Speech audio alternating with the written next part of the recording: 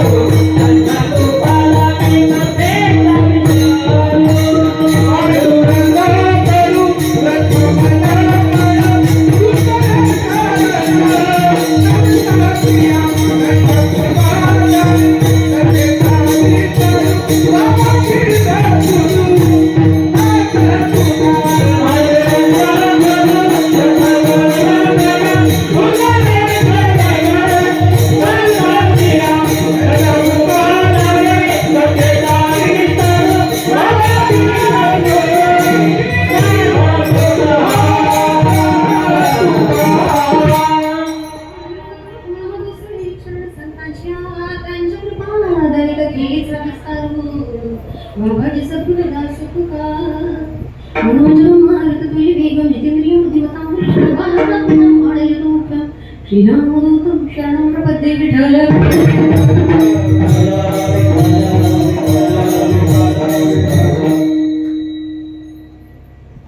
अवघ्या विश्वामध्ये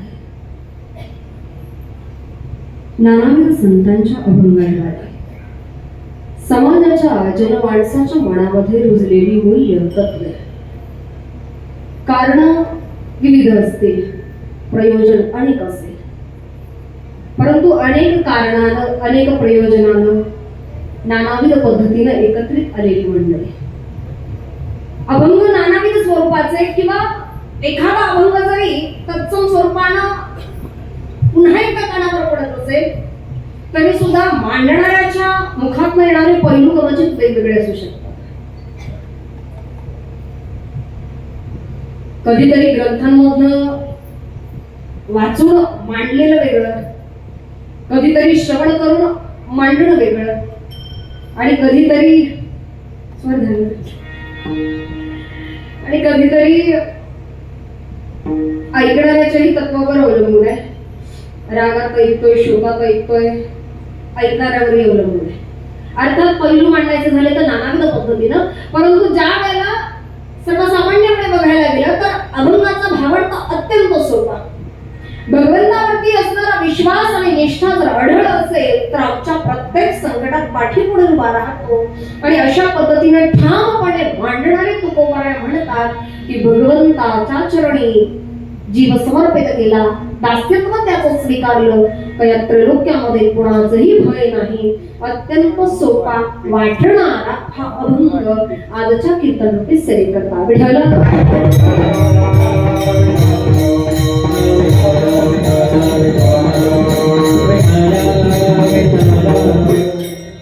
आजची असणारी कीर्तनरूपी सेवा माझ्यापर्यंत आली. ज्या कार्यक्रमाकरता तुम्ही आम्ही एकत्रित जमलो, अखंड हरिनाम सप्ताह श्री संत शिरोमणी सावता महाराज संजीवन समाधी सोहळ्याच्या निमित्तानं अर्थात ग्रंथराज ज्ञानेश्वरी पारायण सोहळा गौरीराम साईकर वस्ती राष्ट्रीय तालुका कर्जत जिल्हा अहिल्यानगर अर्थात आल्यानंतर या कीर्तनाच्या निमित्तानं आल्यानंतर या कीर्तन स्वरूपाचे असणारे प्रेरणास्थान हरिभक्तीपरायण सतीश महाराज मोरे, त्याचप्रमाणे हरिभक्तीपरायण दादा महाराज वाघमारे, त्याचप्रमाणे या ठिकाणी उपस्थित समस्त अशी मंडळी की ज्यांची नावं यात नसतील किंवा नावं माझ्याकडनं घेतल्या जात नसतील. आजची असणारी कीर्तनरूपी सेवा माझ्यापर्यंत आली. संपर्क साधला होता आदरणीय बाळासाहेब दादा सायकर यांनी. आल्यानंतर अर्थातच त्यांच्या घरी फराळाला थांबण्याचा योग आला. तेव्हा या वस्तीविषयी, मंदिराविषयी किंवा इथल्या अशा तत्सम सप्ताहाविषयी जी काही माहिती मिळाली. श्री संत सावता महाराजांचे असणारे नामसप्ताह या पंचक्रोशीमध्ये अनेक घडतात. पैकी आपल्या गावचं असणारा नामसप्ताह, कारण माझं परिसरामध्ये येणं झालेलं आहे, त्या प्रसंगानं आपल्या इथलं वातावरण भावण्याजोगतं आहे. अर्थात आल्यानंतर सगळीच दिग्गज मंडळी आहेत आणि खऱ्या अर्थानं बघायला गेलं तर नामाचा कुठलाही हव्यास नाही अथवा श्रीमंतीचा कुठलाही देखावा नाही, असं सुंदर व्यक्तिमत्व म्हणजे दादा सायकर दादा असतील. आल्यानंतर अगदी सोप्या भाषेमध्ये मांडणी करताना प्रश्नही उपस्थित राहिले काही. अर्थात त्या प्रश्नांचं निरूपण करताना ती प्रश्न सहजगत्या इतर ठिकाणीही पडत आलेली आहे. पण तरी सुद्धा समस्त आदरणीय टाळकरी वृंद, आदरणीय समस्त माझ्यापेक्षा वयानं ज्ञानानं ज्येष्ठ श्रेष्ठ तुम्ही वारकरी मंडळी, या ठिकाणचे उपस्थित असणारी समस्त आदरणीय ज्ञानाचार्य अर्थात शिंदे महाराजांची भेट झाली म्हणून नाव माझ्या लक्षात आहे, परंतु आदरणीय महाराज असतील किंवा या ठिकाणची समस्त आदरणीय गुरुजन मंडळी, आदरणीय मदंगाचार्य, खऱ्या अर्थानं बघायला गेलं तर 2 पक्वान लावले जावेत असा माझा हे होता हेतू, परंतु महाराजांनी मनाचा मोठेपणा दाखवून 1 पक्वान ठेवलाय. अर्थात हे सगळ्यांना जमत नाही. कसं आहे, आदरणीय आमचे बंधुराज हर्षलजी महाराज काजवे लग्नाला महिना झालाय, बायको सोबत आहे. जरा तेवढीच कलाकुसर दाखवता आली. अर्थात राशींच्या आईचं दर्शन करण्याकरता सोबत गेलं झालं म्हणून ते पखवादा करता बसले, नाही तर इथले महाराज पण चांगले आहेत बरं. आणि साऊंड सिस्टीम त्यावढी उत्तम, त्यांच्यासाठी एकदा जोरदार टाळ्या. अर्थात पंचक्रोशीत आल्यानंतर मनजोगती सिस्टीम आज मला भेटलेली आहे आणि जमलेली सगळीच आदरणीय मंडळी. भालदार चोपदार विणेकरी या ठिकाणचे असणारे दोषीवाले आली, ज्यांच्या समवेत तुम्ही आले आमचे मालक हरिभक्तीपरायण विशाल महाराज तिकांडे, त्याचप्रमाणे उपस्थित आदरणीय समस्त मंडळी. एखाद दुसरा नामोल्लेख महत्वाचं माझ्याकडे राहून जात असेल, कीर्तन संपेपर्यंत मी नक्कीच घेण्याचा प्रयत्न करेल.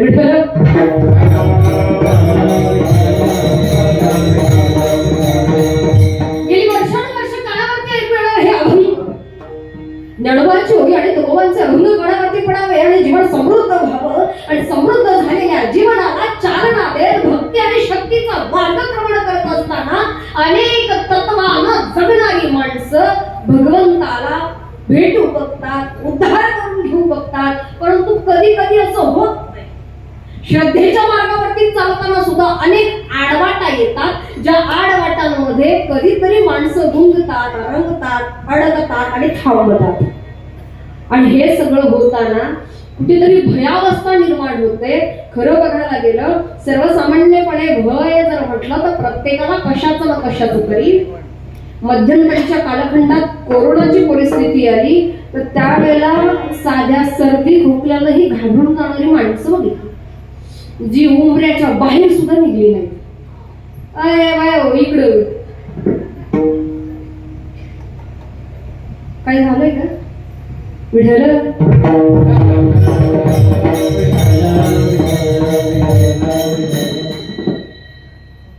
भय प्रत्येकाला आहे, कसलं ना कसलं तरी आणायचं. नव्हे मनुष्य जन्माला आल्यानंतर खऱ्या अर्थानं तंत्रज्ञान जे विकसित झालं, त्या तंत्रज्ञान विकसित झाल्यानंतर हातातली कामं जरा सोपी होत गेली. मग गाईच्या धारा काढणं असेल किंवा शेतीमध्ये अनेक अवजारं निर्माण झाली किंवा त्या ठिकाणी बघायला गेलं तर घरातली सुद्धा अनेक तंत्रज्ञानानं कामं विकसित झाली.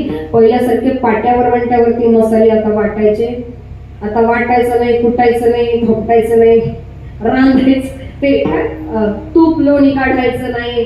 आता बऱ्याच गोष्टी सोप्या झाल्या, आयत्या पॅकेज गोष्टी मिळायला लागल्या. पण जसं जसं गोष्टी सोप्या होत गेल्या तसं तसं मृत्यूचं प्रमाण देखील वाढत गेलं. मग कधी गिजर चालू केलं, गरम पाणी चटकन भेटलं, मग तिकडच चिटकलं, तिकडच नेलं. झाल्यात ना गोष्टी.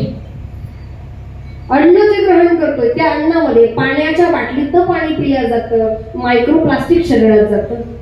चहाच्या गरम कपातनं चहा पितो, त्या प्लास्टिकच्या कपातनं मायक्रोप्लास्टिक शरीरात जातं. किंवा बाहेर खाद्यपदार्थ जर बघायला गेली तर आताशा कुठेतरी चांगल्या गोष्टी मिळायला लागल्या अधिकाऱ्याची बदली झाल्यानंतर. पण तसं बघायला गेलं आम्ही रोज बाहेर फिरणारी माणसं, कधीतरी बाहेर जेवणाचा प्रसंग आला की त्याचाही त्रास झाल्याशिवाय राहत नसायचं. बाहेरचं अन्न नाही तसं नाही. बरं भाजीपाला जरी म्हटलं 4 दिवस एखादी भाजी सलग खा, पोट बिघडल्याशिवाय राहायची नाही. रासायनिक त्याच्यावरची असणारी फवारणी वाढली आहे, गोष्टी वाढत गेल्या. दिल्लीला जर कधी गेला तर श्वास सुद्धा घेता येत नाही मोकळा, इतकं वातावरण दूषित झालंय. तंत्रज्ञानाला माणसं जगायला सोपे वाटू लागली, पण मृत्यू सुद्धा तेवढाच नजीक आहे. पण याच्यात विशेष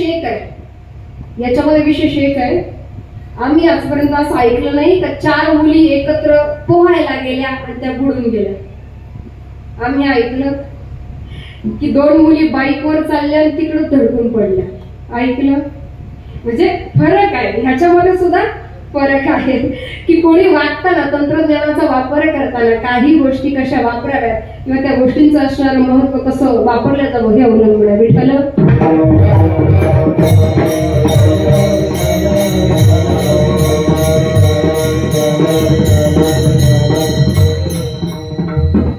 अर्थात मृत्यूचं भय, पण महाराज म्हणतात आम्हाला ते सुद्धा नाही, मृत्यूचं भय सुद्धा नाही.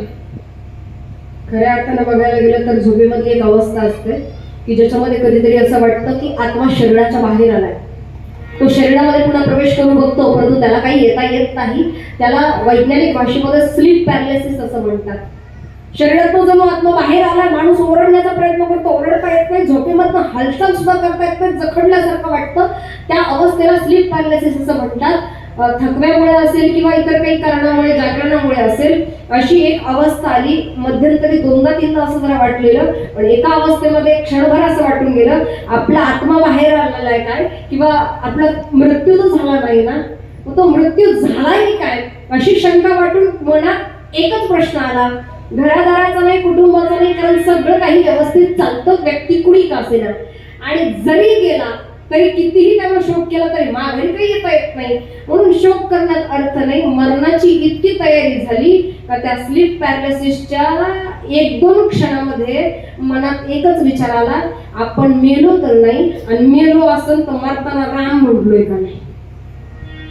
इतकी तयारी आता याच्यापर्यंत झाली. हा परिणाम आहे संत ग्रंथ भगवंत मिळवण्याच्या ताकदीचा, जिज्ञासू वृत्तीचा. वारकरी संप्रदायामध्ये विचारसागर ग्रंथामध्ये याचं विस्तृत वर्णन येतं. अर्थात मुमुक्षुत्व ज्याला म्हटलं जातं. आपल्याला तिकडे वळायचं नाही. मला इतकंच सांगायचं आहे, मरणाचं भय सुद्धा वारकऱ्याला राहत नाही. पुढच्या क्षणी जाऊ दे, फरक पडत नाही, पण मृत्यू यावा तासा यावा एवढा हक्क असावा तर आमचाही अंतावरती, एवढा हक्क असावा तर आमचाही अंतावरती. या श्वासांची माळ तुटावी ती फक्त या मंचावरती.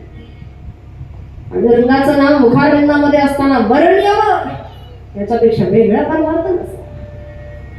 मुळात भय कसलंही राहत नाही, पण पुन्हा हरीच्या दास. आता हरीचा दास म्हटलं तर 1-2 तासात कीर्तन संपून मोकळं व्हावं इतका अभंग सोपा नाही. गोष्टी नजरेला दिसतात, वाटतात तितक्या सोप्या नाही. हरिपाठातला पान उलगडलं आणि अभंग नजरेसमोर आलं. देवाची ये द्वारी उभा क्षण भरी एली मुक्तीचारी साधी. अभंग सोपा की देवाच्या द्वारात क्षणभर उभं राहिलं तर 4ही मुक्ती प्राप्त होतात. पण मला खरं सांगा, बसलेली सायकर वस्तीवरची सगळी मंडळी मंदिरात रोज दर्शनाला येणारी बरीच असते. तीर्थक्षेत्री जाणारी रोज असते. पंढरपूरला गेलात तरी 4-4, 8-8 तास दर्शन रांगेला उभं राहून दर्शन घेणारी मंडळी खूप आहे. मग देवाची ये द्वारी उभा 3 तास भरी पण देणे मुक्तीचारी साधी.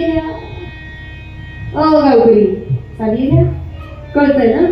हा, देवाची ये द्वारी उभा 8 तास भरी पण देणे मुक्तीचारी साधी. अभंग इतकं सोपं आहे का? देवाच्या दारात क्षणभर उभं राहिलं का भगवंत प्राप्त, 4ही मुक्ती प्राप्त, सायुज्यता, समीपता, सर्वपता, सर्वकथा. हे असं नाहीये. अभंग जेवढे दिसतात तेवढे सोपे कधीच नसतात. मुळात हे अभ्यासानं, अनुभवानं कधीतरी लक्षात येऊन जातं. जाणीव भगवंताच्या दारामध्ये क्षणभर उभं राहण्याची पात्रता निर्माण झाली की मग एक क्षण सुद्धा पुरेसा ठरतो. किंवा आम्ही अनेकदा ऐकलेलं आहे, ढेकणाच्या संगतीत गेला की म्हणे हिरा भंगतो. ढेकणाच्या संगतीत गेल्यानंतर हिरा भंगतो. खरंच भंगतो. हिऱ्यामध्ये, सूर्यप्रकाशामध्ये जर हिरा धरला तर आकार स्वच्छ सूर्यप्रकाश दिसतो, पण त्याच्या आत जर नाजूकसा जरी काळा डाग असेल त्याला ढेकूळ दोष असं म्हणतात. तर नाजूकशा काळ्या दोषानं सुद्धा तो भंग पावतो. तो हिरा स्वतःहून भंग पावतो. याचा अर्थ सोपा आहे. आजूबाजूला किती ढेकणं असले तरी फरक पडत तो त्याच्या आतल्या ढेकूळ दोषानं भंग पावतो. अभंग वाटतात तितके सोपे आहे. हरीचा रस बाह्यरंगाला होता येईल का? कपडे मळके असले तरी चलत आहेत, पण मळक्या कपड्याच्या आतला माणूस जाळका नसला म्हणजे मिळाला. बाह्यरंगाला हरीचा दास म्हणता येईल काय? सर्वस्व अर्पण करावं लागतं भगवंताच्या. आजूबाजूच्या गोष्टी मागे टाकाव्या लागतात. कर्माची स्वच्छता ठेवावी लागते. नियत चांगली असावी लागते. फक्त प्रामाणिक असावी लागते. सतत डोक्यामध्ये असणाऱ्या गोष्टींचा त्याग करावा लागतो. पण खरं बघायला गेलं तो जात नाही. नदीच्या काठावरती तरुणी आली. 2 तरुण संन्याशी उभे हात जोडले, महाराज मला जरा नदी पलीकडे पोहोचवता का? एक तरुण संन्याशी म्हणाला, बाई ग, आम्ही संन्याशी आहोत, स्त्री स्पर्श आम्हाला चालत नाही. दुसरा तरुण संन्याशी म्हणाला, ताई ठीक आहे, पलीकडे जायचंय, मी नेऊन पोहोचवतो. त्यानं तिला खांद्यावर घेतली आणि काठावर पोहोचवली. पण दुसरा तरुण संन्याशी बोल लावायला लागला, अरे तुला कळतं का? तुला अक्कल आहे का? तुला समजतं का? गुरुजींना कळालं तर किती रागावतील. बोल लावत लावत लावत संस्थेपर्यंत आला. गुरुजी आले, पाठाला बसले, सुरुवात करणार. शिष्य उभा राहिला. गुरुजी मला काही सांगावयाचे आहे. गुरुजी म्हणाले, सांग.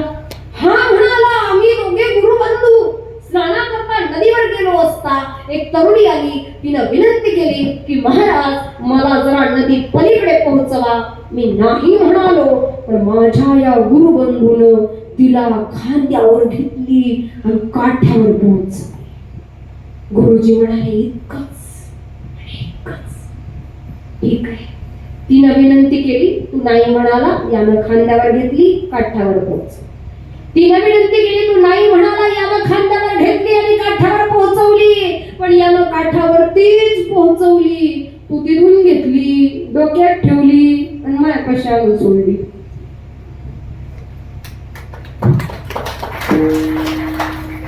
म्हणजे लक्षात येत त्याने तिथेच सोडली, पण तू तिथून घेतली, डोक्यात ठेवली. एवढा वेळापासून चिंतन केलं आणि आताशी तिला सोडवले. कर्म करावं बाजूला भाव, कर्मण्येवाधिकार असते मग एखादं कर्म करताना 1000 वेळा विचार करावा. एखादं कर्म करताना 1000 वेळा विचार करावा, पण कर्म करून झाल्यानंतर मात्र फळाची सुद्धा अपेक्षा ठेवू नये. विचारच अंतःकरणात नसतात. कर्म माणसाचं बोलतं. गेली वर्षानुवर्ष संत मंडळी मांडत आली आहेत, प्रमाण सांगत आली आहेत. कर्माची गती कैसी आहे? चांगल्या चांगल्याला चुकली नाही. चंद्राला नाही, इंद्राला नाही, नारदाला सुद्धा नाही. किती प्रमाण करतात तुम्हाला. कर्माची गती कुणालाही चुकलेली नाही आणि म्हणूनच कर्माची स्वच्छता असावी तर हरीचा नाश होत आहे. नाहीतर अंतरंग कितीही मलिन आणि बाह्यरंगानं सदृश्य दाखवण्याचा प्रयत्न केला तरी उपयोग होत नाही. आणि अशाच बाजूला अनेक माणसं आहे. विठ्ठल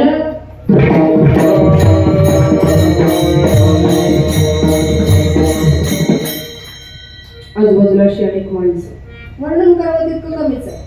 कुणाला दोष नाही, कुणाबद्दल द्वेष भावना नाही, परंतु विशेष वाटतं वागताना जगताना माणसं असं काही जगतात वागतात की आपल्याला कोणीही बघत नाही. आणि इतरांबद्दल बोलताना मात्र त्याचा शब्द साठा संपत नाही. एकादशीचा आज व्रत आहे, पण एकादशीचं व्रत करताना कसं करावं ह्यालाही महत्व आहे. दिवसभर उपवास केला, जीभ जाळला म्हणजे उपवास होत नाही. वाईट विचारांचा, वाईट शब्दाचा सुद्धा त्या ठिकाणी त्याग करावा लागतो तर उपवास आहे. काही काही म्हणतात बाई अवरास त्यांनाही बेकारी आहे, उपवास त्यांनाही घडतो, उपवास त्यांनाही घडतो, कधी त्यांना काय नाही भेटत आणि हा मलाच कसा भेटल. ज्याच्याकडे काहीही नाहीये त्याला नाईलाजाने उपवास घडतोय आणि माझं ताट भरलेलं आहे. भरलेलं ताट असून सुद्धा ज्याला त्याग करता आला त्याला परमार्थ काय. आता काही काहींची ओंजळ भरलेली असते आणि गावकरी म्हणतात महाराज सत्तेची वर्गणी देव संपोस तर काला. ओंजळ भरलेली आहे ती मातीत पडून रिकामी होण्यापेक्षा संत सजनी, संत भजनी किंवा भगवंत चरणी लागून त्याचं पुण्य व्हावं. परमार्थ म्हणजे तरी काय, किंवा हरीचं दासत्व म्हणजे नेमकं तरी काय करायचं आहे? काहीही नाही. कलियुगात दोनच सोपे सगळे, नामस्मरण आणि दान धर्म. बाकी भय त्या माणसाला उरत नाही ज्याला भगवंताचं दास्यत्व स्वीकारलं. कारण महाराज म्हणतात त्रैलोक्यामध्ये खरं बघायला गेलं तर घाबरण्यासारखी अवस्था इतर कुठली नाहीच राहत. साधू संतांना तर अजिबात नाहीये. आणि मृत्यूचं भय जर माणूस घेऊन वावरत असेल ना तर भगवत चरणी ज्याला मरायची भीती वाटते त्यानं संतांच्या चरणांजवळ जावं, भगवंताच्या चरणाजवळ जावं, काळ भैरवनाथाच्या दर्शनाला जावं, महाकाल दर्शनाला जावं ज्याला मृत्यूची भीती आहे. भैरवाष्टक दिवसातनं एकदा वाचावं ज्याला मृत्यूची भीती आहे. आणि नाहीच काही तर सतत राम कृष्ण हरी म्हणावं, मृत्यूची भीती नाही. तसं बघायला गेले कुठे जगावं कुठे मरावं हे कुठे हातात आहे. किती सांगावं किती बोलावं एकाच सांगितलं त्यानं सहज सांगितलं पण मनावर घेतलं. मी घरी गेलं घरून फोन आला म्हणा बाई सांगितलं काय? म्हणलं काय सांगितलं? म्हणा आमच्या माणसानं मनावर घेतलं ती म्हणते काशीला जायचं आणि तिकडंच मारायचं. म्हणलं तिकडं जायला असं आहे तिकडं 20 रुपये इलेक्ट्रिसिटी बिल आहे. माणूस शेवटचे 15 दिवस आता टेकलाय असं वाटलं का तिथं नेऊन सोडायचं. ते लोक सांभाळतात, खाऊ पिऊ घालतात, फक्त 20 रुपये भरायचे असतात. पण शेवटच्या 15 दिवसात जर तो गेला नाही तर ते परत घरी आणून सोडते. हे जात नाही याचं पुण्य नाही, ही ती पद्धत आहे. पण अण्णानं मनावर घेतला नाही बाई, तिकडं जायचं तिकडंच मरायचं, करून तो मोक्ष भेटतो. गंगेचं पाणी काशीवरून आणलं जातं, ते हरिद्वारवरून आणावं, काशीवरून नाही. एखाद्याची काशी सोडवणं हे फार मोठं पाप आहे. अर्थात हे चालू शास्त्र सांगितलं, त्याचा याचा संबंध. अण्णाने ठरवलं, घरची मंडळी निरोप देत आहे, अण्णा काशीला निघाले. काशीला जाऊन राहायला लागले. करता करता वर्ष झालं, दुसरं वर्ष झालं, तिसरं वर्ष झालं. मागच्या 10-11 वर्षांपूर्वी टीव्हीवरती घोषणा झाली 28 नोव्हेंबरला 8 वाजता, मेरे प्यारे देशवासियों, भाइयों और बहनों, आज रात 8 बजे से 1500 की नोटें बंद होने वाली. कोणीतरी घोषणा केली. घोषणा आता फ्रेंड्स मध्ये बदलली आहे. कोणीतरी घोषणा केली आणि 1500च्या नोटा बंद झाल्या. पण इकडे अण्णाच्या पायाखालची जमीन सरकली. म्हणलं घरी गादीच्या खोळीत लपवलेल्या 1500च्या नोटा जर बदलायच्या राहिल्या, ती कशी काय भावत पडायची. अण्णानं बॅगाच पॅक केला, रात्रीत घर गाठलं. सुनबाईला प्रश्न पडला, हे तर काशीला गेले होते, आले असते. चहाचा कप नेऊन हातात दिला. पहिलाच घोट पोटातही पोहोचला नाही, इतक्यात अण्णाचा जीव बाहेर. मरायचं होतं काशीला, मरता काय आलं. गावातल्याने ठरवलं अण्णांची शेवटची इच्छा तिथं जायचं. मग आता जाता नाही आलं, मरता नाही आलं, कमीत कमी तिकडे नेऊन जाळू. गावातल्या काही माणसांची समिती बसली, त्या निमित्तानं आपली पण काशीची वारी घडेल. राहतात काही दुसऱ्याच्या झेंड्यावर पण धडपड. चला म्हणे, हे मोठ्याही जाऊन येऊ, काशी होईल नाही आपली. निघाले. दिवसेंदिवस प्रवास सुरू झाला. पण जसं तसा प्रवास वाढू लागला, मजल दरमजल वाढू लागलं, त्या अण्णाच्या अंगाचा वास सुरू लागला. शरीराला भगवंतानं दिलेले हे वरदान आहे की याच्यातनं आत्मा बाहेर झाला, त्याच क्षणापासून या शरीराला काठिण्य आणि दुर्गंध प्राप्त होते. आणि असं जर झालं नसतं तर तुमच्या आमच्या घरात एक तरी कपाट असं असतं का माणूस लय आवडीचा आहे, नको जाळायला, ठेवला कपाटात, मन झालं उघडून बघितलं. पण असं होत नाही, कारण भगवंतानं वरदान दिलंय. दुर्गंध प्राप्त झाली, कठोरता प्राप्त झाली की त्याचं दमन करा, वत्सल अग्निदाब द्या, वाचल. दिवसेंदिवस प्रवास सुरू झाला. आता याच्या शरीराचा वास सुटला. एक म्हणून अण्णा लईच वास मारायला, त्याच्यावर पांघरून घाल. पांघरून जसं जसा प्रवास वाढत होता, पांघरुणावर पांघरून पडायचं. प्रवास पूर्ण होताना दुसऱ्या दिवशी काशीत पोहोचायचं. मणिकर्णिका घाटाला नंबर लावला आणि यांचा नंबर येता करता पहाट होणार होती, सकाळ होणार होती. जो तो जिकडे तिकडे झोपी गेला. मढ्याला एक जण राखण बसला होता, पहाटे तोही झोपी गेला. गंमत अशी झाली, पहाटेच्या सुमाराला काशीच्या दिशेकडनं एक येडं चालत आलं आणि त्याला वाजली नेमकी थंडी. त्यानं बघितलं या झोपलेल्याच्या अंगावर गंज पांघरून दिसते. ती येडा म्हणता पड्याला झोपलेल्या तिची एकच पाहू. आता ही तर जिवंत माणसाला लवकर ऐकू जाईना, त्या गिरिण्याला केव्हा ऐकू जावं. त्याला इतका राग आला, मला पांघरून घेत नाही. त्याला जशा सुताळ्या बिताळ्या सोडल्या, त्या अण्णा दिलं पलीकडे ढकलून, स्वतः तिरडीत घुसला आणि डोक्यापासून पायापर्यंत जे पांघरून लपेटलं, सकाळपर्यंत उघडायचं नाव. पण इकडे कुत्री कायचे थांबत आहेत, वासा जसे कुत्रे आले आणि अण्णा धरून नेला. सुपडा साफ केला, अण्णा पायाला ठेवला नाही. सकाळी कुणाला कल्पना नाही, उचलला अण्णा नेला काशीत. विधी नसर वाट टाका मुखात पाणी, तोंडावरचं पांघरून बाजूला गेलं. पोरगट्ट चुकलं, म्हणले बाबो झालं काय. म्हणे अण्णाला दाढी होतो, मला आली असं. ते म्हणून बाई मेरे येत नाही, मला पाणी मारा, त्याला पाणी मारायला. त्या येड्यानं जा मैद्यात सारणावर उठून बसायला आणि बाकीच्यांची पळता भुई थोडी व्हायला. एकच टाइम अण्णा आली. मला अण्णा नाही आले, त्या येड्याला विचारलं दादा अण्णा, ते म्हणलं अण्णा रात्रीच कुत्र्यानं हाणलंय. ते लोक आलं नाही. मरायचं होतं काशीला, मरता आलं नाही. जळायचं होतं काशीला, जळता सुद्धा आलं नाही. कोणी कुठे जन्माला आमच्या हातात नाही, कोणी कुठे मला आमच्या हातात नाही. पण जन्म मृत्यूच्या मधलं कर्म आमच्या हातात आहे. कोणी कसं जगायचं, कोणी कसं वागायचं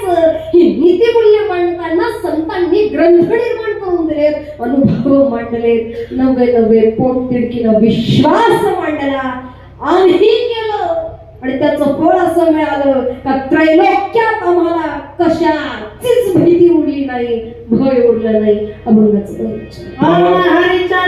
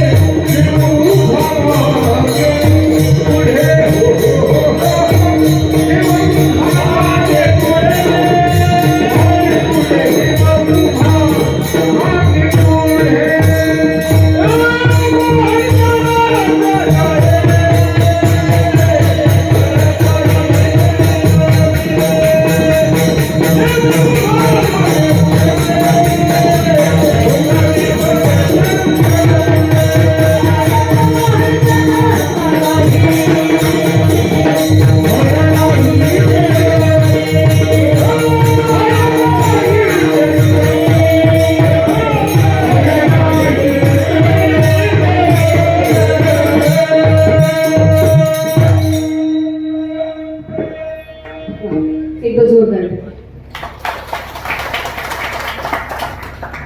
हरीच्या दासा काही भय नाही त्रैलोक्य, या त्रैलोक्यामध्ये मला कसलंही भय उरलं नाही. ही फलप्राप्ती अर्थात सर्वसामान्य माणसाच्या दृष्टीने फलप्राप्ती आणि संतांच्या दृष्टीने भगवद प्राप्ती याच्यामध्ये अंतर आहे. अर्थात सुरुवातीच्या कालखंडामध्ये अभ्यास करून ग्रंथांद्वारे मांडून किंवा श्रवण करून चिंतन मांडल्या जायची, पण आता कुठेतरी त्याला अनुभवाची झालर मिळाली आहे या 14 वर्षांच्या माझ्या पारमार्थिक कालखंडात. त्याच्यावरनं एक गोष्ट माझ्या लक्षात आली, लोक लई चित्र आहेत. चांगलं केलं ना झालं कमी केलं आणि वाईट झालं का देवाण केलं, असं काय होतं पण ठाऊक. बऱ्याच मंडळींच्या मुखात ऐकलंय काहीतरी चांगलं झालं की मी केलं आणि वाईट झालं की देवानं केलं. आयुष्यभर चांगलं वागलो जगलो महाराज, अवलय देव देव केला पण आमच्याच घरात असं झालं, तुमच्या देवाला दिसलं नाही का? दिसलं नाही. दगडातल्या किड्याचं सुद्धा पोट भरणाऱ्या त्याला आपल्यासारखी माणसं दिसत नसतील काय, पण त्याला दिलेलं स्वातंत्र्य. ज्या जेवणाच्या पंक्तीमध्ये भगवान कृष्ण बसलेले आहेत, त्या जेवणाच्या पंक्तीमध्ये दुर्योधन आहे, दुःशासन आहे, आणि त्या जेवणाच्या पंक्तीमध्ये युधिष्ठिर, भीम, अर्जुन, नकुल, सहदेव आदी काही आहे. देवाला नुसत्या बघण्यानं काही होत नाही. जी माणसं म्हणतात ना, काही नाही राहिलं आता आयुष्यात, एकदा देव भेटला का सगळं झालं, पूर्ण नाही, पूर्णता झाली, किंवा मी डोळे दाखवायला मोकळा, हे म्हणणारी माणसं बरीच आहेत. नुसतं देवाला बघून काही होत नाही. देवानं सांगितलेल्या मार्गावरती ज्याला चालता आलं त्याला खऱ्या अर्थानं देव कळाला. ह्या गोष्टी तसं बघायला गेलं ना, अत्यंत चिंतनीय आहेत, चिंतन करण्याजोग्या आहेत. की मन चिंतन, संत ज्या गोष्टी कधी कधी बोलतात त्या पाठीमागे फार मोठा गूढार्थ आहे. हे मांडण्याकरता ते प्रसंग वापरले जात असतील, दृष्टांत वापरले जात असतील, पण काल्पनिक दृष्टांताची गरज नाही. एवढी दृष्टांत आपल्याला समर्पक बघायला. होलिकेनं मांडीवरती घेतलं, बाच्याला मांडीवरती घेतलं प्रल्हादाला, सरळ रचलं गेलं, चिता रचली गेली, गोवऱ्या लावल्या गेल्या. पुढच्याच क्षणी अंगडी डाव द्यायचा, आपण शांत बसलेल्यावर 5-6 वर्षाचं वय, प्रल्हादानं हात जोडले आणि भगवंताचं नामस्मरण.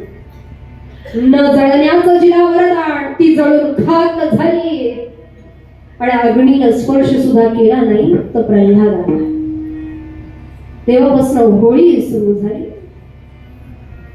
बापानं शिक्षा सुनावली पोटच्या मुलाला. अरे बापाच्या राज्यात राहतो, वैद्याचं नाव घेतो, याचे हातपाय बांधा आणि तेलाच्या उकळत्या कढईत नेऊन टाका. हातपाय बांधले गेले काही एवढे कोवळ्या प्रल्हादाचे. संकट पुढे आता आहे, दूध संकट. अरे आता तरी त्याचं नाव घ्यायचं बंद कर, त्याच्या नावामुळे तुझ्यावर ही वेळ आली आहे. बरं एवढं देव करतो, एवढं त्याचं नाव घेतो, आणि तुझ्या पुढ्यात संकट आहे, रसरसून तेलाची तपेली कढई आहे, पुढच्या क्षणी लोटलं जाईल, शरीर अंग भाजून निघेल, कोवळ्या अंगाची कातडी सोबटून निघतील रे. एवढं मोठं संकट तुझ्या पुढ्यात आहे. बरं दुसऱ्या तिसऱ्या कुणी नाही, हाक मारावी. संकट आलं पुढ्यात तर सगळ्यात पहिली हाक भगवंत मायबापाकडे जाते, पण त्याच मायबापानं साथ सोडावी. अरे पोटच्या लेकराला पित्यानं शिक्षा सुनावली. आपल्या माणसाने दुःख दिलं का जगापुढं कुणालाच मांडून सांगता येत नाही. आपल्या माणसाने दुःख दिलं की परक्याजवळ तरी काय होता. एवढं मोठं संकट आहे, त्याचं एवढं नाव घेतोय, आणि आता तो भगवंत तुला तुझ्या संकटात वाचवायला नाही आला तर काय करशील. चांगल्या चांगल्या लोकांपुढे प्रश्न पडतो. आयुष्यभर इतकं चांगलं वागलो, धर्मासाठी एवढं केलं, परमार्थासाठी इतकं केलं, आणि माझ्यावर अशी वेळ आली का आली, कशामुळे आली. कधीतरी वाईट वाटतं मनाला. तेव्हा मात्र निष्ठा जर ढळली, त्याच्यावरचा विश्वास जर सुटला, तर मात्र या जगात कोणी वाचवू शकणार. बघा 5-6 वर्षाचं वय प्रल्हादानं काय उत्तर द्यावं. वय कमी असेल पण वैचारिक पातळी नसतो. अरे नाही आला तर नाही आला, तो भगवान परमात्मा मला वाचवायला नाही आला तर नाही आला. मला तारायचं का मारायचं हे त्यानं ठरवायचं, कारण या जीवाचा तो स्वामी आहे. माझ्या बाबतीत जे घडेल, चांगलं किंवा वाईट, मी भोगायला तयार आहे. माझा देव माझ्या बाबतीत विनाकारण काही चुकीचं होऊ देणार नाही, आणि जर घडत असेल तर त्याच्या पाठीमागे नक्की काहीतरी कारण आहे. एवढ्याशा प्रल्हादाचा विश्वास आहे बरं. तुमचा आमचा आहे. एकदा विचार करा, तुमचा आमचा आहे काय. तुटलेल्या देवाला देवळात सुद्धा ठेवू न देणारी माणसं आपण, पण त्याच तुटलेल्या मनानं देवळात जाऊन काहीतरी मागता.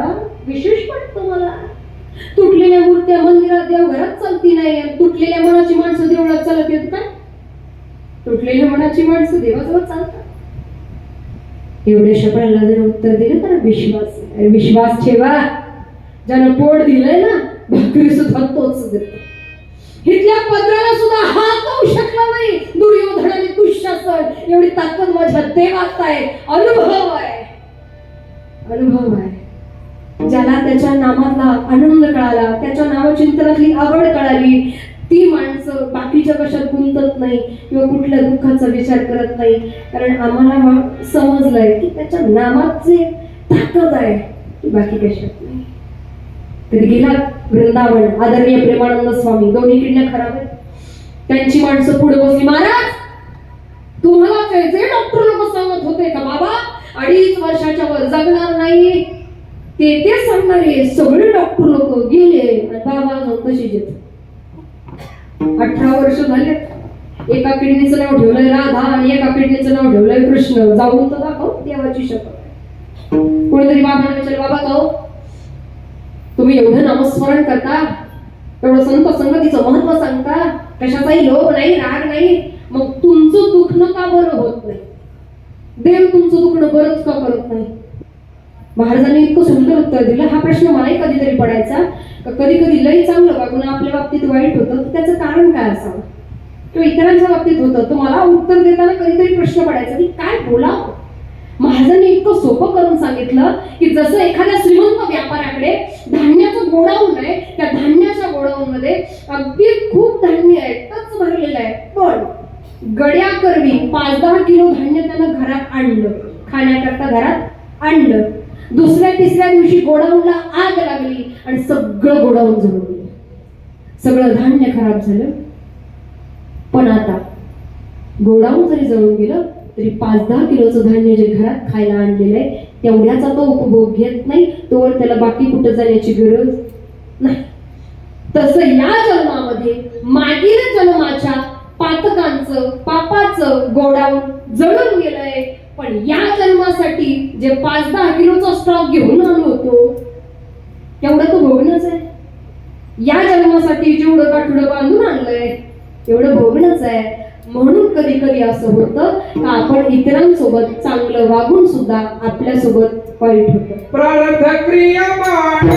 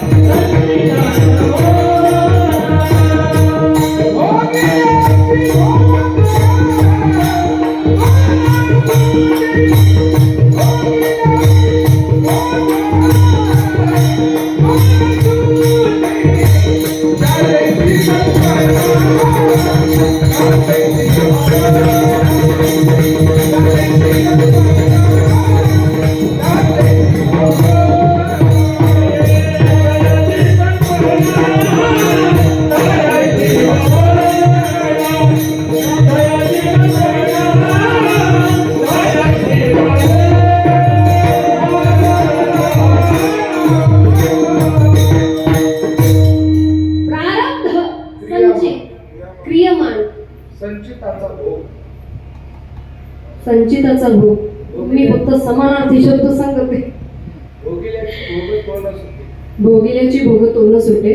मी फक्त समानार्थी शब्द सांगत होते की अनेक प्रकारानं किती नावं द्या, फक्त ते भोगायचंच आहे. आता हे गाताना गोड वाटतं, सांगताना गोड वाटतं, पण भोगायची वेळ आली का मग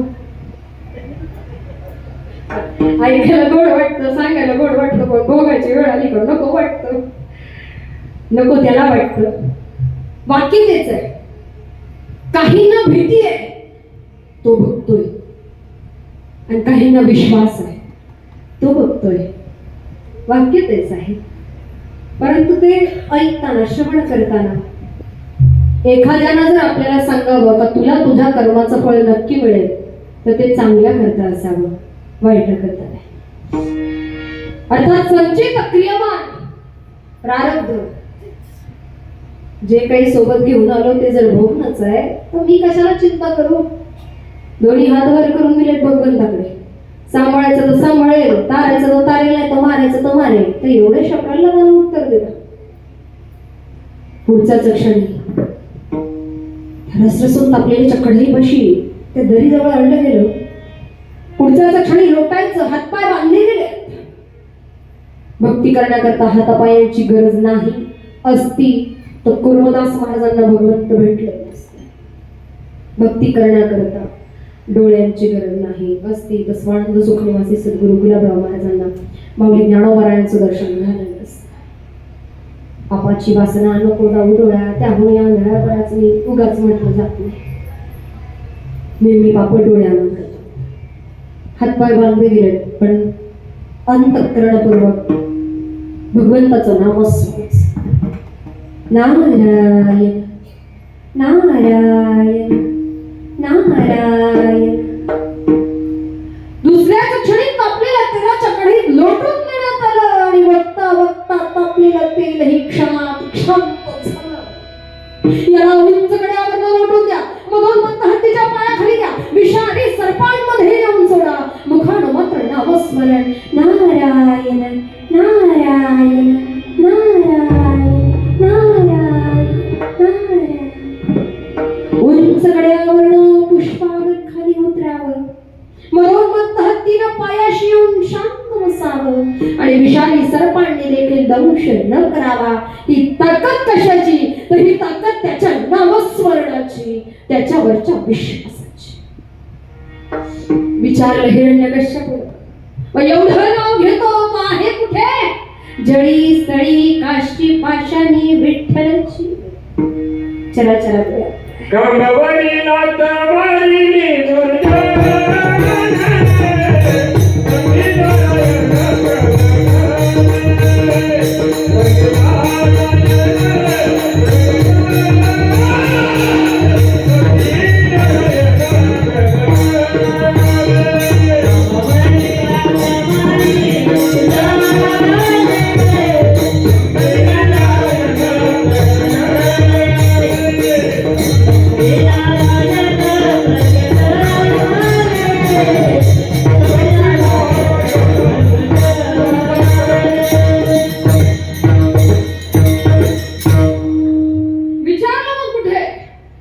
चराचरात या खांबात आहे, हो खांबात आहे.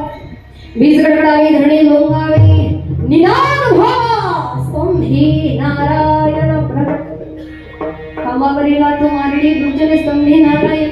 भगवान नरसिंह प्रगट होत आहेत. उन्मादानं हसावं हिरण्यकश्यपूनं, कमला मारण्याची ताकद त्रैलोक्यात कुणाची नाही.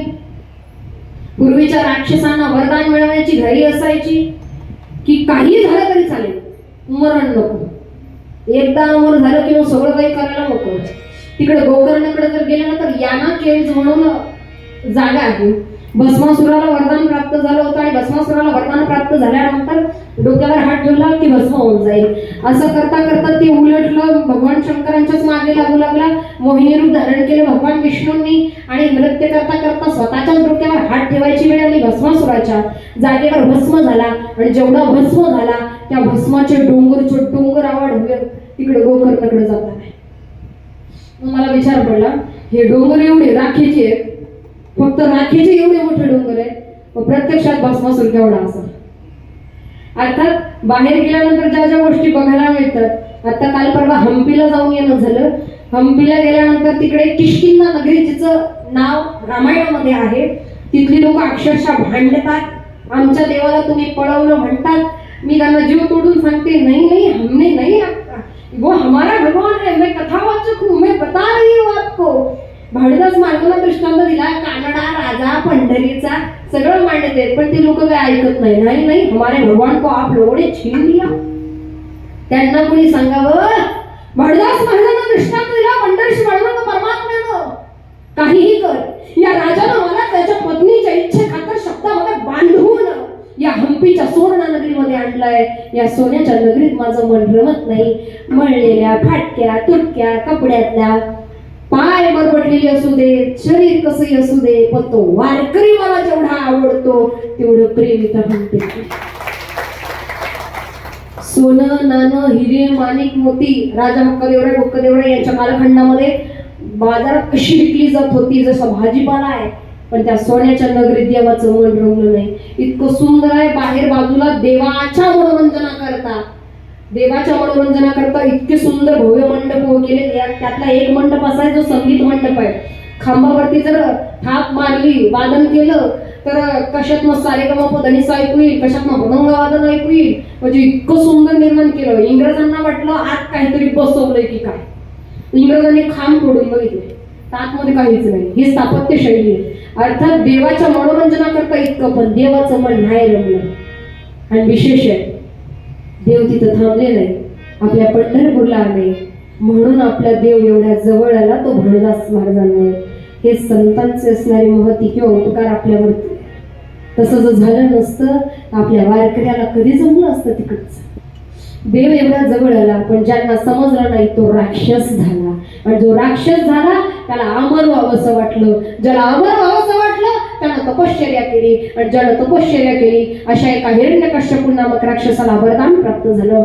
त्यानं उन्मादानं हसावं, माझा मृत्यू आकाशात नाही, पाताळात नाही, माझा मृत्यू घरात नाही, बाहेर नाही, माझा मृत्यू दिवसा नाही, रात्री नाही, माझा मृत्यू स्त्रीकडनं नाही, पुरुषाकडनं नाही, पशुकडनं नाही, अबाल वृद्धाकडनं नाही, माझा मृत्यू शस्त्राने नाही आणि अस्त्राने नाही, सजीवाने नाही आणि निर्जीवाने नाही. घमासाळ युद्ध दिवसभर झालं. उन्मादानं हसणाऱ्या हिरण्यकश्यपूला कदाचित हे माहिती नाही की ज्याचा जन्म आहे त्याचा अंतरिक्षित. दिवसभर घमासाळ युद्ध झालं. सायंकाळच्या वेळी हाताशी धरलं भगवान नरसिंहाने आणि ओढत ओढत ओढत दाराच्या उमऱ्यात आणलं. दाराच्या उमऱ्यात संध्याकाळी बसू नये, दाराच्या उमऱ्यात शिंकू नये. लेकरं विचारतात, आई दारात का नाही बसायचं? आता आईलाच माहिती नाही, लेकराला काय सांगा. संध्याकाळी दाराच्या उमऱ्यात बसू नये, दारात शिंकू नये. उमरा म्हणजे मर्यादा आहे, उमरा म्हणजे मर्यादा आहे. आपला उमरा ओलांडताना समोरचा उमरा आपल्यासाठी तयार आहे का याचं भान प्रत्येकाला असलं पाहिजे, मग स्त्री असो किंवा पुरुष. अरे बघ, तू घरात नाही, बाहेर नाही, दाराच्या उमरात आहे बघ, आकाशात नाही, पाताळात नाही, माझ्या मांडीवरती आहे बघ, दिवस नाही, रात्र नाही, संध्याकाळ आहे बघ. मी स्त्री नाही, पूर्ण पुरुष नाही आणि पूर्ण पशुही नाही, माझी नख अस्त्रही नाही आणि शस्त्रही नाही, विदाल पोट आणि वध करावा हिरण्यकश्यपूचा. एकट्या प्रल्हाद करता अवतार घेतला जातोय. ज्ञान, पद, पैसा, प्रतिष्ठा काय आहे प्रल्हाद? काय? आदरणीय हरिभक्तीपरायण चैतन्यजी महाराज देगलूरकर गुरुवारी महाराज म्हणतात, ज्ञानानं देह पडत नाही. मला फार बोलता आलं किंवा मला फार पाठांतर आहे किंवा मला फार मांडता येईल म्हणजे मला देव मिळणार नाही. ज्ञानाने देह पडत नाही. आणि जे ज्ञान देहाचा उद्धार करू शकत नाही ते ज्ञान अनिवार्यच आहे असंही नाही. ज्ञान, भक्ती, पद, पैसा, प्रतिष्ठा सगळ्याला ओलांडून जाऊन एवढ्याशा कोवळ्या लेकराचा भाव कमी आला आणि म्हणून एकदा त्याच्यावरती स्वतःला सोपवलं की आम्हाला पुरेपूर विश्वास बसला की इतर कशाला नाही पण भक्तीनं तो येतोच आणि पाठी पुढे उभा राहतोच. अभंगाचं द्वितीय. देव उभा मागे पुढे, देव उभा मागे पुढे, देव उभा मागे पुढे, देव उभा मागे पुढे, देव उभा मागे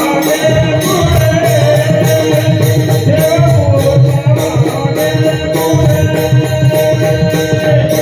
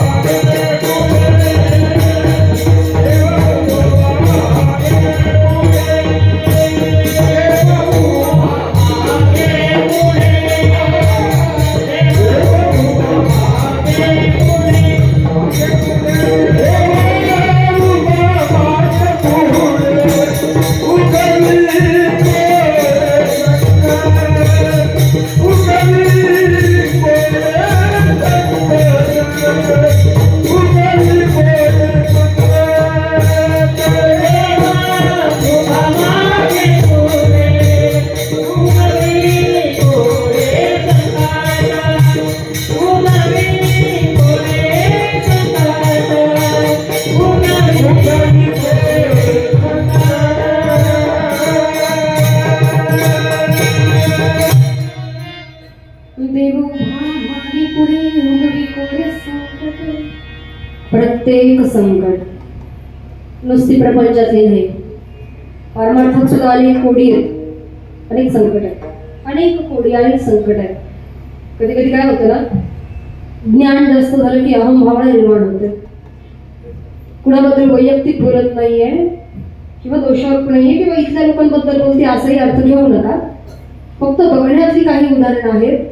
ज्ञान अति आहे म्हणून अहंभाव निर्माण झाला असेल किंवा वयाच्या अधिकारामुळे अहंभाव निर्माण झाला असेल. पण एक लक्षात ठेवा, अहंकाराला किती उंच उडी घेऊ देत. अहंकार जर जास्त झाला, अहंभाव जास्त झाला तर होत त्या चढणं व्हायला सुद्धा वेळ लागत नाही. भगवंतानं दिलेलं कुठेतरी हे वरदान आहे की तुम्हाला आम्हाला बोलता येत आहे, मांडता येत आहे, सांगता येत आहे. माणसं बघितली आहेत, आपल्याला खाण्याकरता अन्न वेळेवर आहे, पिण्याकरता चांगलं पाणी आहे, अनेक गोष्टी मिळाल्यात. पण बाहेर जसं जसं प्रवास केला, गावं, तालुके, जिल्हे, राज्य, अगदी देशांतरापर्यंत संस्कृती भारतात आहे, त्यामुळे महाराष्ट्रात आहे. संतांची परंपरा आपल्याकडे वैशिष्ट्य नाही. गुन्हेगारी क्षेत्र अजूनही आपल्याकडे फार कमी आहे, फार कमी त्या मानाने. सध्या जेवढं आजूबाजूला चालू आहे ना, त्याच्याही दुप्पट तिप्पट बाहेरच्या राज्यांमध्ये आहे. मासा हातात उचलून घेतला, त्याला वाटलं मी सूर्यप्रकाश बघितला, मोकळा झालो. पण त्याला हे माहिती नाही, हातातलं पाणी थेंब थेंब करून गळून जाईल, तेव्हा मृत्यू ओढवणार आहे. माझी आधीचीच जागा बरोबर आहे हे कळण्याकरता कदाचित त्याला जागा सोडू नये बघा. आणि जसं जसं जागा सोडून बघितली, माणसं बघितली, तसं तसं एक गोष्ट मात्र लक्षात आली की आपण जिथे आहोत ती जागा फार उत्तम आहे, फार उत्तम आहे. आपल्याला मिळालं कमीत कमी गळ्यात माळ आहे, कीर्तनाला येता येते. गावाची लोकसंख्या किती मला माहिती नाही, पण बरेच लोक असे असतील का यायचं होतं पण यात आलं नाही. असतात काही येण्याची इच्छा फार होती महाराज, पण काय करणार, पाऊस आला, 4 थेंब येईल, पण पाऊस आला नाही येतात. एकादशीचा परम पवित्र दिवस आहे, नामस्मरण घडत आहे. कलियुगामध्ये नाम ही फार मोठी गोष्ट आहे. घरी नामस्मरण केलं तर त्याचं फळ 1 पटीनं. कीर्तनाच्या व्यासपीठासमोर मुखारविंदामध्ये रामकृष्ण हरी नाम आलं तर त्याचं फळ 1000 पटीनं. कधी तीर्थयात्रा घडली तर एक पाऊल एक यज्ञासमान. तीर्थक्षेत्री गेलात, पवित्र नद्या, पवित्र मंदिर, पवित्र जंगल, पवित्र वड, पवित्र उपवड यांच्या ठाई बसून एकदा रामकृष्ण हरी म्हणालात, त्याचं फळ लाखो स्वरूपाने. घडली कधी संतांची संगत आणि सहवास. सहवास इतका संतांचा सहजासहजी दुर्लभून त्रैमय वैत द्वैवानुग्रहितक मनुष्यत्व मोक्षत्व महापुरुष सविष्ट. सहजासहजी नाही, पण घडला संत सहवास तर त्यांच्या सानिध्यात बसून एक रामकृष्ण हरी कोटी स्वरूपानं फळ देतं. आणि याच्यापेक्षा सोपं, ज्यांनी आपल्या गळ्यात तुळशीची माळ घातली ते आपले गुरु सद्गुरु त्यांच्या सानिध्यात बसलं आणि एकदा रामकृष्ण हरी म्हटलं तर त्या नामाचं फळ हे कोटी लाखो अब्ज स्वरूप आहे. नाम तेच आहे, फक्त ठिकाण वेगळे. परमार्थ तोच आहे, फक्त डोक्यानं करायचं. बाकी तो आपली सोय बघून येतोच. अशी किती उदाहरण आहे. काल्पनिक दृष्टांतापेक्षा नकरानं पाय धरला गजेंद्राचा. स्तुती कुणाची? सुरुवातीला कुणाचीच नाही. साथ घातली, भगवान विष्णू निघाले, नारायण भगवंत निघाले. कुठे निघाला? त्यानं तुम्हाला आवाज नाही दिला. लक्ष्मी माता काही नाही म्हणतात. अगं नाव नाही घेतलं त्याचा अर्थ मलाच आवाज दिला. जिसका कोई नाही उसका तो मैं ही नाथ हूं. ज्याचं कोणी नाही त्याचं तो मीच आहे. निघाले. पाठी आवाज येईपर्यंत भगवंत पुढे. जेव्हा भगवंताला बघितलं तिथून पुढे गजेंद्र मोक्ष स्तुतीमध्ये भगवंताचं नाव. अर्थात सोय बघून येणारा भगवंत, भक्ताची सोय बघून येणारा. चांगले मंत्र संतांकडे जायचं ठरलं तर ते सोय बघून येते. ह्यांच्याकडे जावं का न जावं, गाव संवेदनशील मध्ये की सामान्य, किती गोष्टी बघून येतात. आपल्यासाठी बाकीची माणसं सोयीने येतील न येतील, देव नक्की येतो. संध्याकाळ बाहेर आली, भाकरी टाकायची, स्वयंपाक रांधायचा. माईनं सांगितलं सावकिया तुझा बा गेला पलीकडच्या गावाला, तुझा बा आता येईल बघ, तुझ्या बा सगळं घरला ये. पण माय बा जर लवकर आलं नाही तर, अरे येणार आणि नाही आलं तर या मळ्याचा मालक धनी जेव्हा येईल तेव्हा तू ये घरला. आता माय सांगते, अगं माय धनी कोणतं ग? अरे धनी कोणचं म्हणजे काय? आपल्या पंढरपूरचा पांडुरंग ग, विठ्ठल विठुराया. तू आला का मग गरलंय. आता माय चेष्टीने बोलून गेली. मायला वाटलं बाईला लेकरू घेऊन येईल म्हणून मायनं घरी यावं. भाकरी टाकल्या इकडे बाजारात आलं. अगो मालक, लेकरू कुठे हाय? अगो लेकरू घरला आलं नाही का? माझं असं वाटतं नव्हतं. अहो असं काय करता तुम्ही? मळ्याकडनं नाही आला असा का? अगं मळ्याकडनं नाही आलो ग. म्हणजे तू मळ्यातच राहिला की काय? म्हणून घाईनं माय पाणी निघालं. तर ये सावता महाराज असं बांधावं भोजन करत बसले. भोजन करताना बघितलं माय धावत गेली. लेकरू पोटाशी धरलं. अरे सावत्या, अरे सांज झाली, तुला कळत नाही काय घरला यायचं? माय कळतोय ग सांज झाली, पण काय करू? तू सांगितलं होतं का जेव्हा या मळ्याचा धणी विठुराया येईल तेव्हा घरला ये. तू अजून नाही आला ग. माय हसायला लागली. वेडा ग माझा बाळ. अरे आज जशी वाट पाहिलीस ना, ए सांगते, आज जशी वाट पाहिलीस ना तशीच वाट बघ. एक ना एक दिवस त्या पंढरपूरचा विठुराया या मळ्याचा धणी तुला याच बांधावर भेटायला येईल बघ. याच बांधावर. सबूत खरा ठरला. सावत्याचं सावता महाराज झालं आणि त्याच बांधावर पंढरीची इट सोडून पांढरंग मळ्यात आलं. काय सांगू बाई, 1.5 पायावरचं कार्ट 2 पायावर आलं. काय सांगू बाई, 1.5 पायावरचं कार्ट 2 पायावर आलं. असं तिरक उभं होतं. भक्तासाठी सरळ उभं राहिलं. काय सांगू बाई, नवलच झालं. शंखचक्र घेतलं होतं आधी, आता कुठे भक्ताचे शेले घेतले, कुठं सज्जन कशा संग मा शिकलो, तर कुठं गोरबा काका संग माती. नवे जनाबाई संग दळण केलं. काय सांगू बाई, नवलच झालं. 1.5 पायावरचं कार्ट 2 पायावर. फार गोड वर्णन आहे. निवळ ग्रंथ संत नाही तर लोकगीतांमधून सुद्धा फार गोड ऐकायला मिळतं. अर्थात मांडता येत पाहिजे ह्या व्यासपीठावर ती गोष्ट वाटली. पण अनेक गोष्टी आहेत. खरं बघायला गेलं जेवढं मांडावं तेवढं. आता जिथं जाऊ तसं लोकभाषाही ज्ञात व्हायला लागल्या. त्याच्यामुळे ह्या गोष्टी येतात.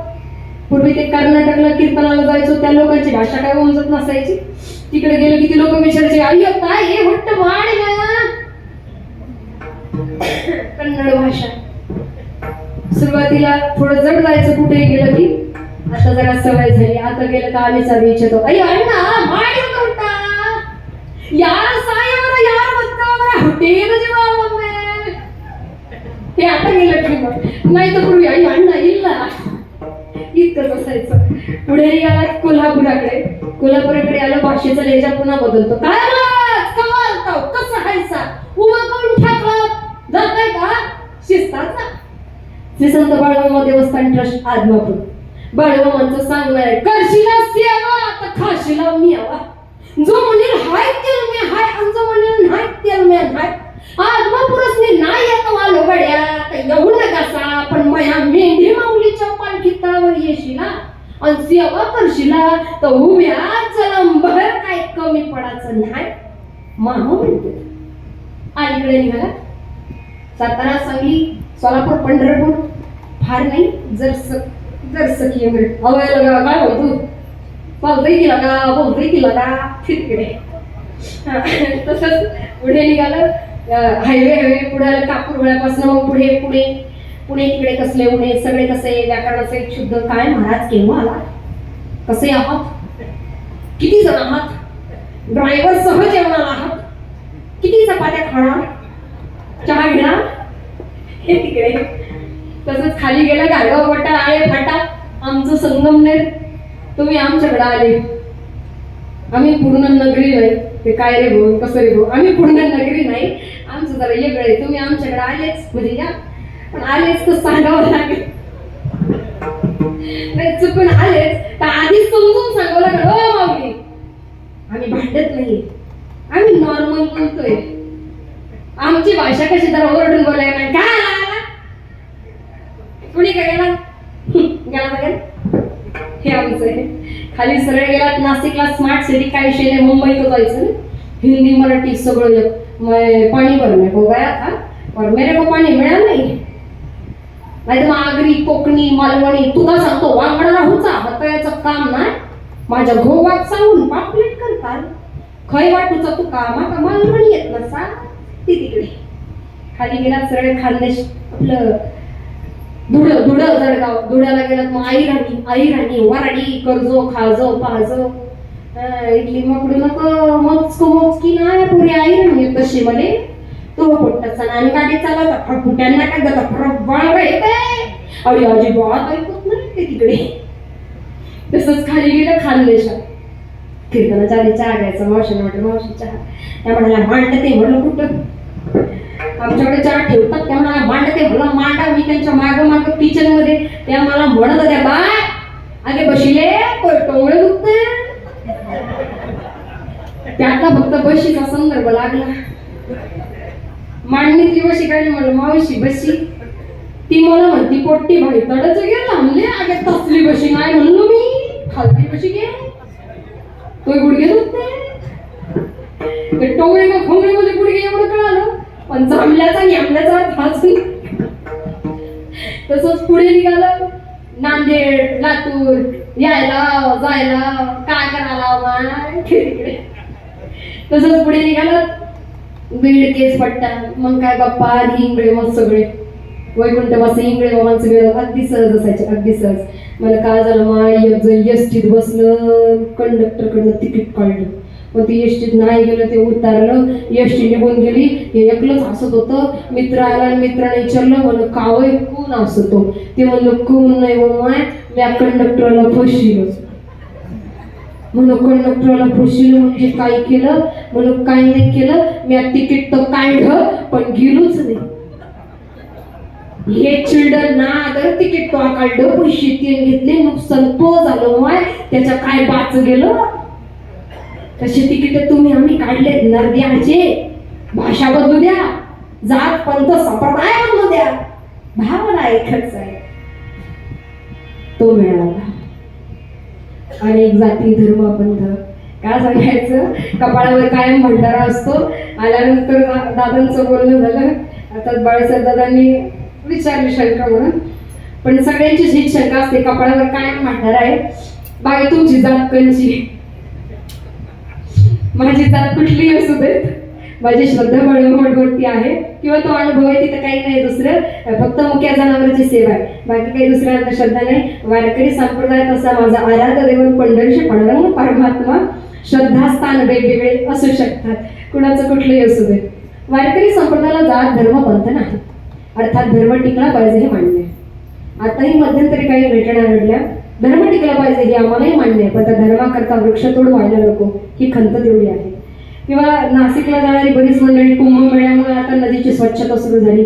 लाखो टन कपडा निघतोय. नदी आपली माता आहे तिला स्वच्छ ठेवता आलं पाहिजे. मेलेल्या माणसाचे कपडे पाण्यात सोडू नका. एखाद्याला दान करा. दान करताना लगेच करू नका ऊर्जा ट्रान्सफर होते. कपडा धुवा घरात ठेवा 7 दिवस घरात ठेवा 7व्या दिवशी दान करा. पण आपलं भागलंय तर पुढच्या पिढीचा विचारच करायचा नाही असं करू नका. आणि हे काही कुठलं असं उगा सांगणं नाही. आपल्या तुकोबारायांनी मांडलंय सांगितलंय वृक्षबंदी मासोळे रेवनाचे तांहिल्या जीवन मना माझे. छोट्या छोट्या गोष्टी तुकोबारायांनी मांडवून ठेवल्यात सांगून ठेवल्यात. भगवंतानं निर्माण केलेल्या सृष्टीला जपा. त्यानं निर्माण केलेल्या माणसाच्या हृदयातला भगवंत ओळखा. पाहणाऱ्यानं काळ्या दगडातही पंढरी पाहिली. कमीत कमी मुक्या जनावरांच्या हृदयातला भगवंत कळू द्या. तो येतोच नवे नव्हे प्रत्येक भक्ताची सोय बघून येतो. अशी उदाहरणं देताना अनेक उदाहरणं मांडली अभंगाचं तृतीय चरण.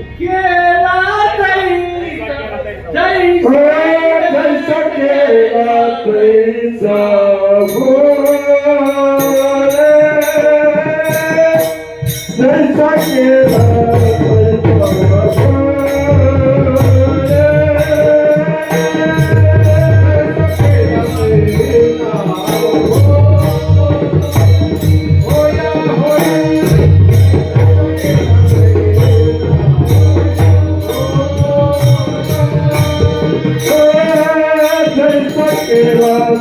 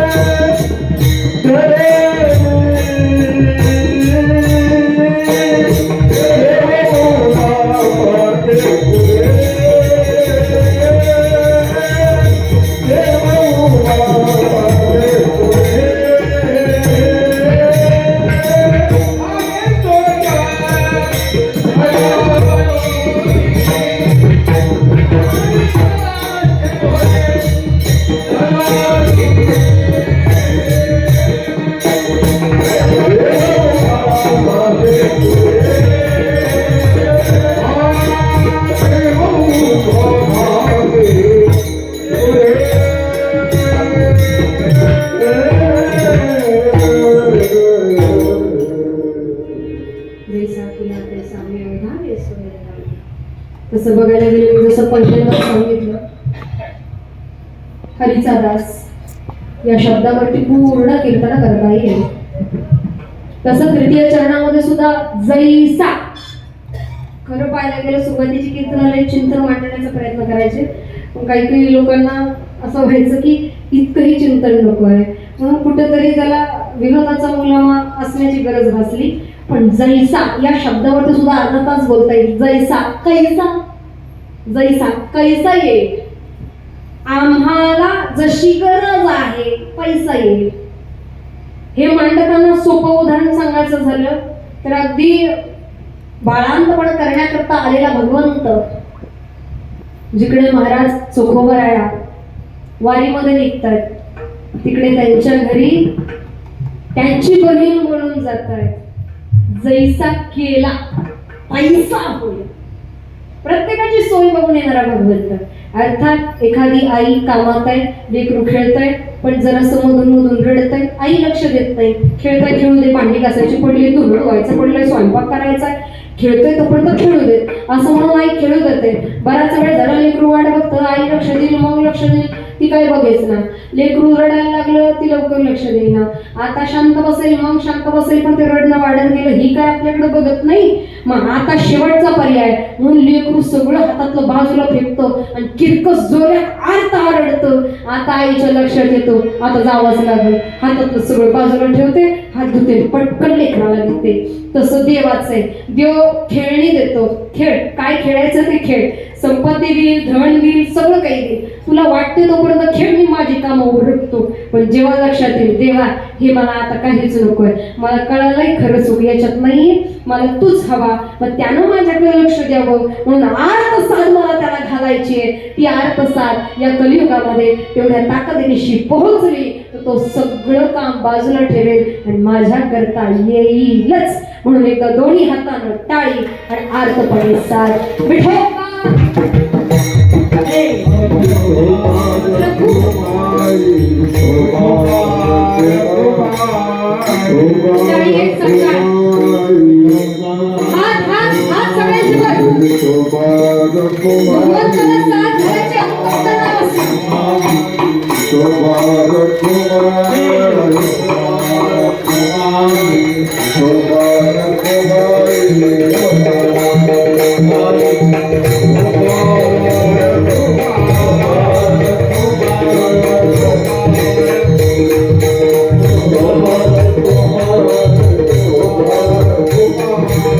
Oh